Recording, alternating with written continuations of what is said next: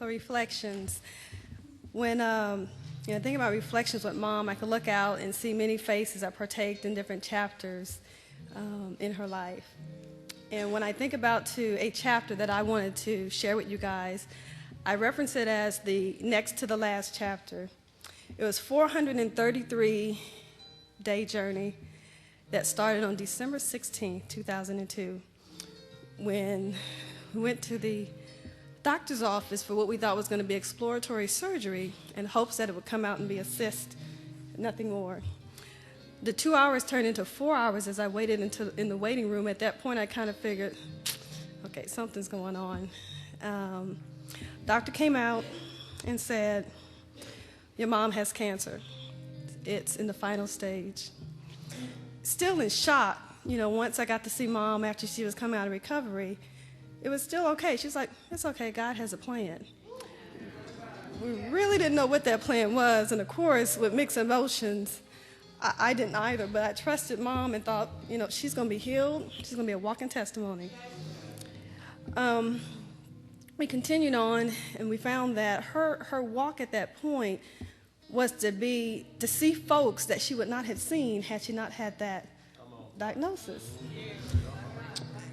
It started by going into the hospital where here the nurses are taking care of her. They come in to take care of her, and they're running out on fire with the word of God. Mom's still just shouting and doing her thing. Some nurses who didn't have to even be in that room with her would come to her because they knew they were about to get something in return.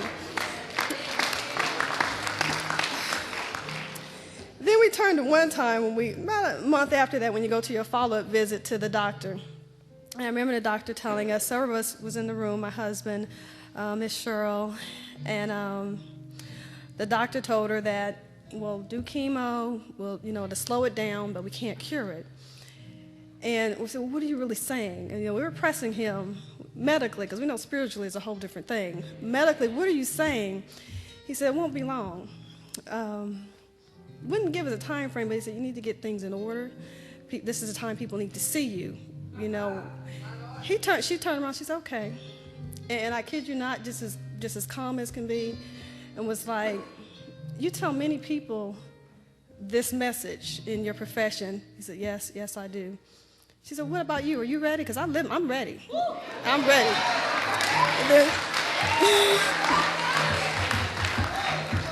And she turned around and said, cancer doesn't have to take you out of here. And at that time, that's when we had the crash in Charlotte, the airplane, and she referenced that. But again, I'm sure this doctor was just amazed that she wasn't crumbling. She's like, I got to do my thing. Mom continued on in this days of journey, again, next to the last chapter, and doing that boldness every chance she got. And when you look and I reflect upon it, it's really the chapters prior to that prepared her for this next to the last chapter. Because all it took was one glimpse of Mom. You don't have to be around her a long time to get something and get the word that's coming through. And that was because of what she did in the previous chapters to prepare for this chapter.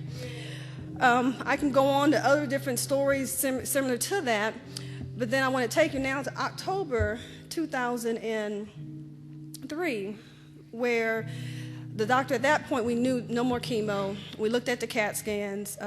It was evident. It was in her liver. I mean, of course, I could not understand the CAT scan without the doctor pointing out the different things, but then once he said, these frames here is her liver, and it was black. We knew then, but still, this is 9 months later? The doctor back in January said, you need to get things together. Mom's still going on, touching and doing her thing. At that point, they said 6 months. The doctor gave Mom and I time together, and we were just sitting there, just chit-chatting. You would never thought that that's what they told her. And at this time, folks were coming into the home and helping us out and doing different things. And she had asked me prior to get her some of those medical plastic gloves, and I had not done that yet. She saw a box sitting in the room, and she's like, oh, there's those plastic gloves. Get me a few. I said, oh, okay. And I got ready to get. She said, oh, no. I'm like, looking around like, somebody come and catch me. What's going on? She said, girl, something may happen tomorrow. I get up to heaven. They say, you're almost ready in, but those plastic gloves. And Mom was she was like, we could joke about this, and it's okay, because I know where I'm going. It's okay.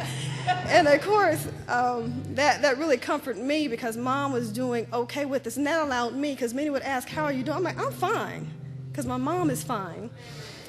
Of course, in the last 5 weeks of this journey, Mom went into the hospice house.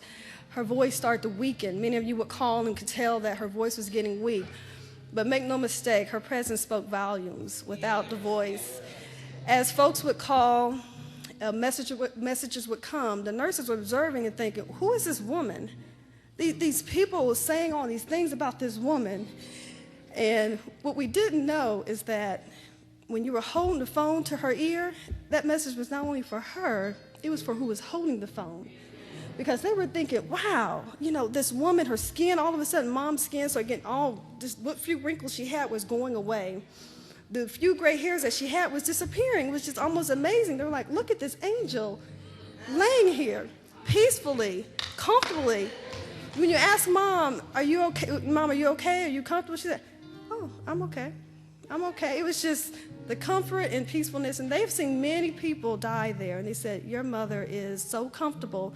Well, she knew where she was going. She had her eyes set and where she was going from there.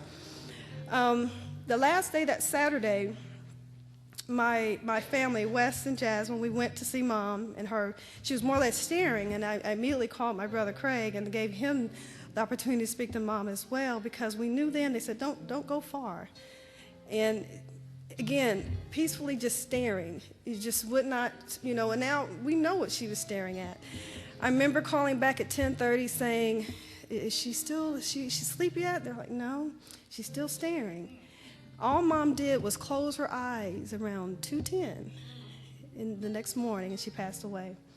She answered the call, which ended the next to the last chapter and went into the final chapter. Not like the books we read that have an ending, but that eternal final chapter where her light lives on. And when I think about that, the next to the last chapter, I realized that Mom wasn't only teaching me how to live, she taught me how to die. And I have to... So I will continue to reflect on the next to the last chapter, because I know that takes me into the final chapter as well. And Mom wants all of us to share. We have different chapters, but that last chapter has to be that final chapter. That's what Mom would want. So, I would ask each and every one of you that know Mom, the different things that she said to you, carry those things on. That's how she's going to live, and that's how we're going to get to that final chapter. And Mom leaves a legacy behind. I take that baton and I run with it into the final chapter.